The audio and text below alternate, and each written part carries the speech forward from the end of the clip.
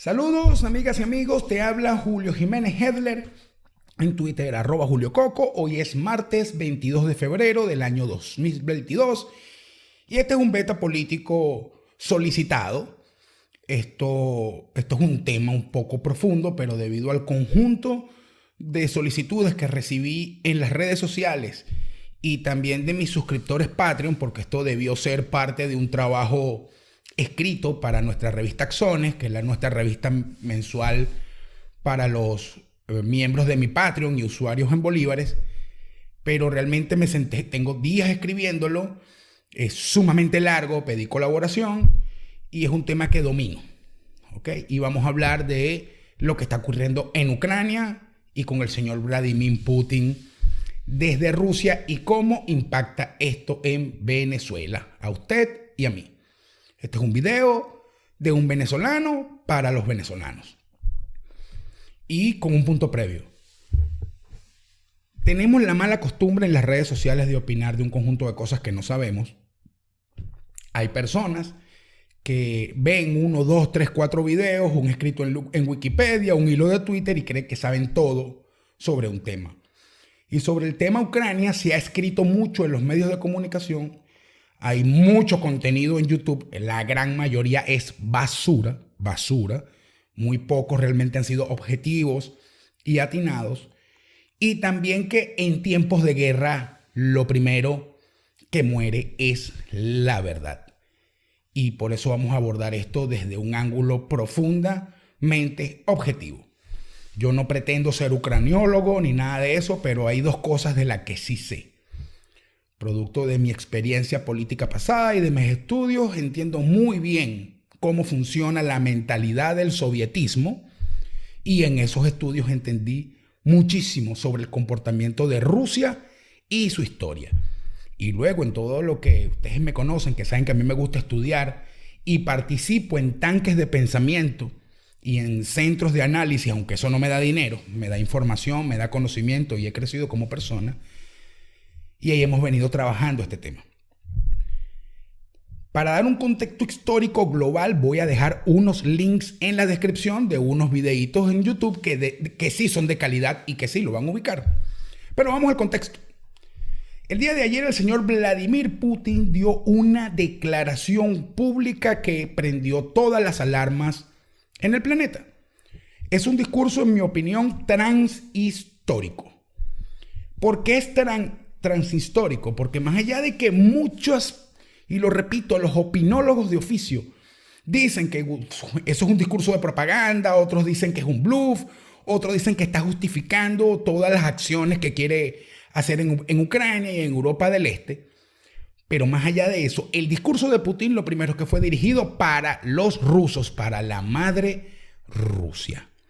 Y tocó temas de la historia rusa que mueven determinadas fibras que de este lado del planeta, sobre todo luego de la caída del muro de Berlín en 1989, se pensó que como había caído el comunismo, ya el orgullo ruso no existía, que eso es un poco de gente desasistida, que no tienen orgullo, que no tienen fuerza, y eso no es cierto.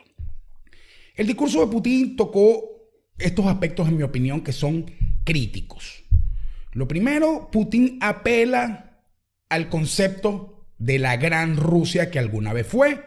No lo voy a explicar, voy a dejar un link en la descripción para que usted mismo entienda que Europa del Este y Rusia como nación y luego como imperio ha ido en un expansionismo territorial sumamente grande que llevó incluso a que Alaska, que está en América, y que es donde América se une con Asia a través del estrecho de Bering, los rusos le vendieron ese pedazo de tierra a los Estados Unidos. O sea, imagínate lo grande que es la extensión rusa. Pero también en toda esa historia, donde Rusia es mitad Asia y mitad Europa, donde tienen muchísima influencia del Medio Oriente, producto de guerras, invasiones que ocurrieron durante muchos años, y también que el Imperio Ruso se sustentó sobre los zares, y los zares son una mixtura del feudalismo europeo con el despotismo del Medio Oriente. y con un elemento intrínseco que tal vez no dominamos. Y es que en su momento el Imperio Romano católico tuvo un cisma, se dividió y hay dos iglesias, la Iglesia Católica de Roma, que es el mundo cristiano que nosotros conocemos acá en Venezuela, en lo que llamamos Occidente, pero del lado oriental, en Constantinopla, en aquella zona, se quedó sembrado la Iglesia Católica Ortodoxa, que es otra forma del cristianismo, con otros valores, otros principios, otra forma, otra cosmovisión. Y que eso se instaló en Rusia. Esa es la religión que dio cultura a Rusia, que es muy distinta, por supuesto, a todo lo que es el eje musulmán del Medio Oriente, o en el Extremo Oriente lo que es China, Corea, el sintoísmo, el budismo, etc. Y allí, sobre la sociedad de los zares, que duró muchísimos años, repito, vean los videos que están acá. Y luego de la revolución bolchevique, donde se instala el socialismo real en 1917, hasta el 89 por lo menos, que se conforma la Unión Soviética y todo esto, dos guerras mundiales, la Guerra Fría, todo eso, aquí le dejo el link también. Es importante entender que aquellos componentes culturales no han muerto, así como acá en América, aunque haya el milenio, todavía hay cultura cristiana, todavía hay cultura que deviene de la Revolución Francesa y de la independencia de Estados Unidos y de la Revolución Industrial Británica. Allá tienen otros modos, y esos modos se están expresando hoy en Vladimir Putin. Y apeló a esos sentimientos, apeló a esa historia, y yo creo que no es una justificación. No estoy diciendo para nada que estoy de acuerdo. Yo creo que a Vladimir Putin hay que detenerlo. Lo dejo claro de una vez. Pero también hay que tener claro que Vladimir Putin está representando hoy la síntesis del orgullo ruso. Y eso hay que verlo con detenimiento. Dijo hoy que Crimea, que Ucrania, que poco de cosas, eran parte de Rusia. Incluso Putin se atrevió hoy a decir algo que no se dijo en los últimos 25 años. Y fue decir que la descomunización y el proceso de desintegración de la Unión Soviética fue un error. Una cuestión que nadie nunca había dicho. Incluso hay libros y libros y libros, empezando por el de Fukuyama, que dicen que el fin de la historia, que se acabó el socialismo, que fuera toda esa broma. No, miren lo que acaba de decir Putin. Está defendiendo hoy la existencia de la Unión de Repúblicas Socialistas Soviéticas. Está defendiendo, fíjense ustedes, el zarismo. Y esto no es un juego. Y por eso yo, cuando dije anoche en mi cuenta Twitter que sí iba a hacer este video, es porque Vladimir Putin es el enemigo número uno hoy del mundo libre. ¿Pero por qué es el enemigo número uno del mundo libre? No porque vaya a haber una guerra en Ucrania, lo cual voy un poquito más adelante lo tocaré, sino que Putin no está pensando en las próximas elecciones en Rusia. Vladimir Putin no está pensando en la ganancia económica neta que puede tener de presionar o no presionar una guerra. Muchos se metieron con el tema del oleoducto, otros dicen que tiene que ver con el tema del acero y del gas que va a Alemania, otro conjunto de bromas. Pero lo cierto es que Vladimir Putin nos dijo a nosotros que básicamente el imperio ruso tiene que reconstituirse. Eso fue lo que dijo. Y eso hay que verlo en el contexto que es. Porque esta clase de hombres que no piensan en la ganancia económica de mañana, que no piensan en las elecciones de mañana, que no piensan en lo que la política actual se convirtió, y es lo que opinará la gente a nivel del mundo, o lo que harán las empresas, o lo que harán los gobiernos. No, este señor está viendo Rusia dentro de 50, dentro de 100 años, cuando a él ya no le quedan ni siquiera 20, 30 años de vida. Eso es lo que se llama un estadista. Y Putin tiene ahorita agarrado con la mano, un conjunto de cosas sencillamente porque es un estadista. No estoy diciendo que sea un buen estadista o un estadista honesto o un estadista que esté pensando en el bien de la humanidad o en el bien de los rusos, no. pero está pensando en un Estado dentro de 100 años. Cosa que de este lado no se está haciendo. Las potencias, Francia, Alemania, Estados Unidos, la primera potencia, Inglaterra, Canadá, no están pensando sus gobernantes, ni sus congresantes, ni sus sociedades, están pensando en su poderío dentro de 100 años. Y cuando entonces Putin en su discurso apela a la victimización de la sociedad rusa y del espíritu ruso, está unificando su nación. Y lo que nosotros podamos ver o entender o criticar sin saber cómo está la cosa dentro de Rusia con esos eventos, estaremos fallando. Porque la información que nos llega es que la popularidad de Putin va para arriba. Porque entonces ahora voy al caso Ucrania. Repito, no me voy a meter en lo histórico, pues para eso están los links en este canal, en la descripción. Putin está diciendo que Ucrania siempre fue rusa y que como implosionaron la Unión Soviética, se lo quitaron. Eso es lo que está diciendo Putin. Y parte de la propaganda tiene que ver, y ahora voy con esto, con que en su momento, creo que fue en 2013, 2014, hubo la primavera de Kiev, que incluso hay un documental que se llama Winter of Fire, que la resistencia venezolana adoró ese documental, cosa que yo siempre dije, eso no es así, y mucha gente se molestó conmigo, porque lo que pasó en ese momento, más allá de que el gobierno que estaba no era bueno, pero principalmente era un gobierno prorruso, que se negó en su momento a meterse en la OTAN. Y más allá del descontento social por asuntos económicos y otros temas, eso realmente fue incentivado desde el extranjero y eso terminó en el derrocamiento de, creo que era Yanukovych, no recuerdo el apellido ahorita. Me lo dejan en los comentarios. Y se montó un gobierno pro-occidental, pro-europeo, donde, por cierto, los líderes de la resistencia, los que realmente te dieron la pelea, no gobernaron. Y no es que este nuevo gobierno sea mejor o peor que el anterior, sino que este gobierno vino con... Nosotros no vamos a la OTAN, no vamos a la Unión Europea, vamos a otros asuntos que posiblemente, yo no voy a criticar que eso sea bueno o malo, pero ese fue el leitmotiv del asunto. En ese momento, evidentemente, Rusia entiende que eso es un problema me devuelvo al discurso de Putin, porque si Ucrania ingresa a la OTAN, cosa que es un plan bastante viejo de la OTAN, estaría cercado militarmente. La OTAN es la alianza militar más importante del planeta. Y cuando fue diseñada, acordada, instrumentada, fue precisamente para frenar a Rusia, no fue inventada para otra cosa, pues. Y es lógico que Putin no se va a dejar poner eso allí, pues está dispuesto a la guerra. No es un bluff. Y esa es la primera conclusión que yo quiero que usted sepa de este video. Yo creo que Putin va para adelante.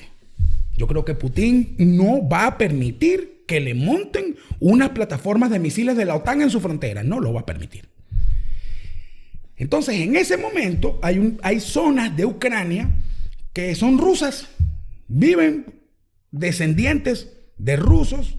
Se habla ruso y eso tiene que ver con un proceso que se llamó la rusificación, que fue durante la época de la Guerra Fría, donde el Soviet mandó muchísimos rusos militantes del Partido Comunista a sus países satélites a hacer asentamiento, a hacer empresa, a hacer negocio, a hacer sociedad.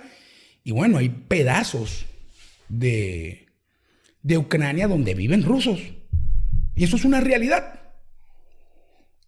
Y estos rusos no estuvieron de acuerdo con los eventos y los sucesos de 2014 que hubo en la capital, Kiev. Y desde ese momento, el nuevo gobierno o el nuevo régimen político nunca pudo tener el control territorial, social, legal y mucho menos económico de esas zonas. En respuesta, Rusia se anexó un puerto que forma parte de esa nación ucraniana, pero que antiguamente, como lo refirió Putin en su discurso, eso había sido territorio ruso. Eso no es mentira. Repito, los videos están en este canal. y es que es Crimea, y se la anexó, y aunque todo medio planeta dice que eso es de Ucrania, y el gobierno en Kiev dice que Crimea es de Ucrania, lo cierto es que los rusos tienen el control. Y ahora vamos al evento final del discurso de Putin ayer, pues. Porque Putin lo que dice es que él reconoce la independencia de dos provincias ucranianas como estados soberanos, que son Donetsk y Luhansk. No me voy a caer en el nombre porque realmente yo no hablo ruso. No lo entiendo. Ni siquiera hablo inglés. El asunto es que estas dos zonas son zonas, como acabo de decir, donde viven muchos rusos que nunca se plegaron al gobierno de Kiev. Kiev nunca ha tenido el control de esa gente. No es como dicen algunos amigos, no, lo que pasa es que allí hay un problema de gobernabilidad. No, ahí no hay un problema de gobernabilidad. Esa gente no se plegó al nuevo gobierno y punto. Y ese movimiento secesionista, que fue obvio, que fue público, que se vio venir en toda esta escalada militar que viene haciendo Putin en la frontera con Ucrania, se manejó, por lo menos en la opinión pública, los ucraniólogos y este poco de gente que no sabe nada, pensaron que era que Putin iba a invadir Ucrania porque sí, y no. Lo que resultó es que Putin reconoce a estas dos provincias como países, le presta asistencia militar, los gobiernos de facto de estas provincias le piden ayuda a Rusia. Y ahí es donde se presenta este lío, pues. Porque entonces las únicas respuestas que hemos visto hasta los momentos son sanciones económicas contra Rusia. Vendrá una reunión en el Consejo de las Naciones Unidas donde Rusia tiene poder de veto y ahí lo que van a hacer es caerse a labia. Y sea lo que sea que pase en la OTAN, no será lo público, ¿no? Y yo creo que, repito, por segunda vez lo voy a decir, no es un bluff de Putin. Yo creo que Putin no se va a dejar montar la OTAN allí. Y si el gobierno ucraniano, que por sí solo, a pesar del apoyo económico y con armas y entrenamiento que le puede dar la OTAN, pero sin tropas OTAN y sin armamento OTAN adentro, Ucrania no lleva chance con Rusia. Eso es mentira. Caería en días. Y eso podría escalar un conflicto mayor. Ahora, eso hay que transversalizarlo, y me devuelvo al caso Putin, con un conjunto de movidas que viene haciendo Putin y su imagen ante la opinión pública global. Fíjense que hace unos días, lo comenté en el Twitter, Bolsonaro se reunió con Vladimir Putin y nadie va a decir que Bolsonaro es comunista. Más bien lo acusan de ser de extrema derecha. ¿Por qué? ¿Por qué? Cuando usted se pone a ver el conjunto de alianzas rusas en América, usted se da cuenta que Putin está jugando en serio y que tiene elementos de negociación clave.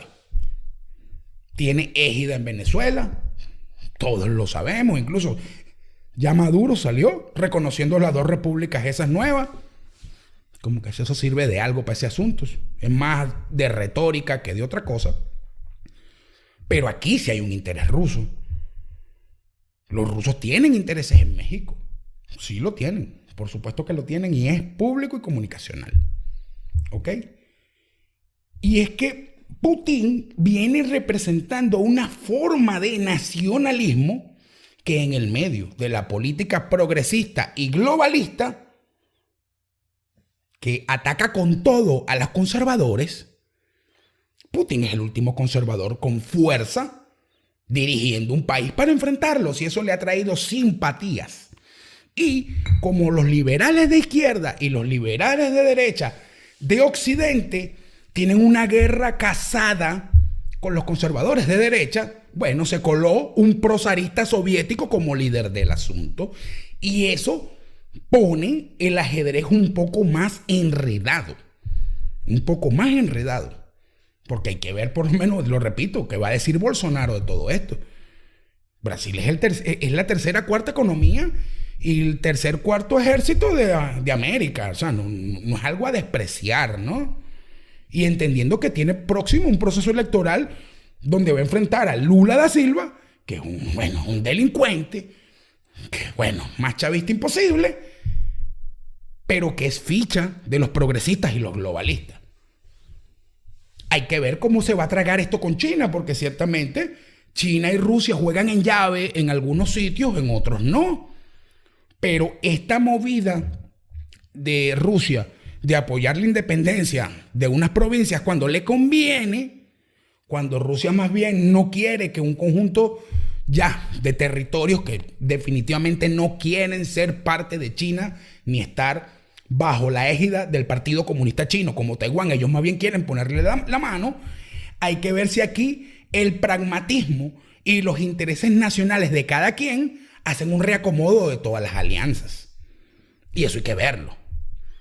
Y ahora de aquí salto para Venezuela. ¿Cómo afecta esto a Venezuela? Mire, escucha lo que va a salir de mi boca. Si se enciende un conflicto bélico en Europa del Este, enfocado en la frontera ucraniana, con tropas, armamento y dirección política directa de Rusia, la gente de este lado del mundo va a tener que ir por los aliados de Vladimir Putin. ¿Qué significa esto? Que si estalla, ya sea porque Putin dio el primer paso o por algún otro evento, se inicia una guerra allí, Maduro está en un problema. Y eso es lo que muchas personas no quieren decir en las redes sociales. Yo no lo voy a decir tan claro para que no me cierren el canal YouTube ni para que me metan preso, pero ya entendieron lo que les estoy diciendo. Ahora, apostar a la guerra, no, las guerras son crueles. También lo dije en Twitter ayer, hay gente diciendo, no, que el mundo es un desastre. No, el mundo siempre ha sido un desastre, siempre, solo que ahora nos enteramos. Y en esta era que conocemos hoy, ha disminuido la guerra, ha disminuido los muertos por guerra. Dramáticamente, el mundo es muchísimo más pacífico que antes.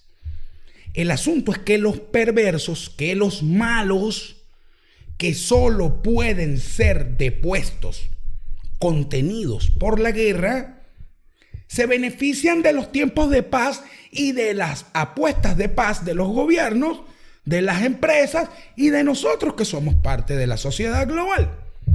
Así que yo no voy a decir, oye, no, hay que hacer la guerra mañana. No, eso con cuidado, porque todo un poco hay gente que tienen armamentos nucleares y si me preguntan, yo sí creo que Putin es capaz de disparar una bomba nuclear contra Europa. Yo sí lo creo, porque ese señor está arresteado. Y voy ahora con el segundo tema sobre Venezuela. Los venezolanos no sabemos absolutamente nada de la guerra. Nada. Aquí el único conflicto bélico real que hubo fue la mal llamada guerra de independencia, que realmente fue una guerra civil entre venezolanos que eran leales a la corona española y venezolanos que querían la independencia, pero eso fue una guerra civil. ¿Ok? Y cuando Bolívar se fue y libertó las naciones y cuestión y broma, el ejército español no estaba, estaban peleando con Napoleón. Cosa que se van a dar cuenta con estos videitos que dejé acá. Pero Venezuela, ir a una guerra, nosotros mandar tropas, no, eso aquí nunca.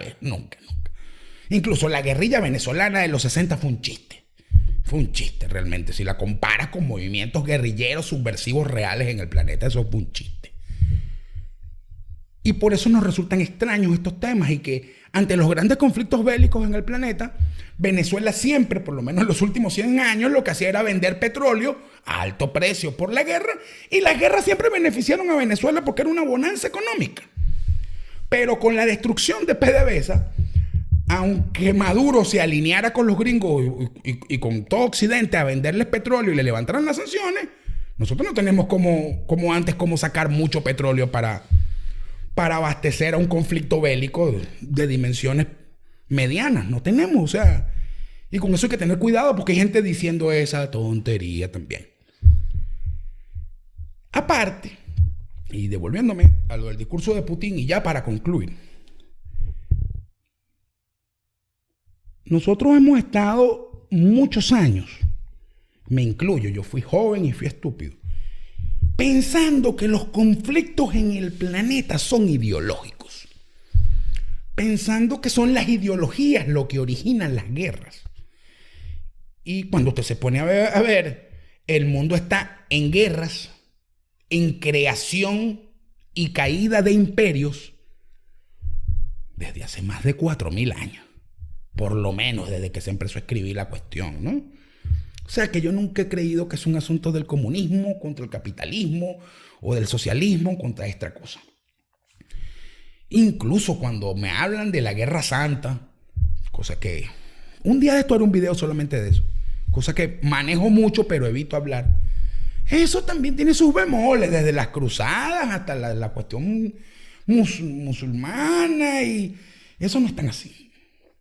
Las guerras se dan para ampliar poder y territorio, con cualquier excusa o ante cualquier provocación. Y las guerras siempre las va a ganar no quien tenga la razón, sino el que demuestre tener más poder. Ni siquiera es el que lo tenga, el que lo demuestre. Y de momento quien está demostrando poder es Vladimir Putin. Si no hay una demostración de poder del otro lado, posiblemente no haya guerra. Pero Vladimir Putin va a cumplir en buena parte los objetivos que se está planteando en su proyecto transgeneracional. Con respecto a nosotros, humildemente lo digo, más, yo creo que es la primera vez que uso esa palabra en un video, humildemente. No creo en la humildad. Humildemente, ojalá no haya guerra. De verdad que se lo digo, ojalá no haya guerra. Pero si hay, espero que nos beneficie. Y eso va a depender de la conducta, de las decisiones que tomen las potencias democráticas con respecto a este conflicto.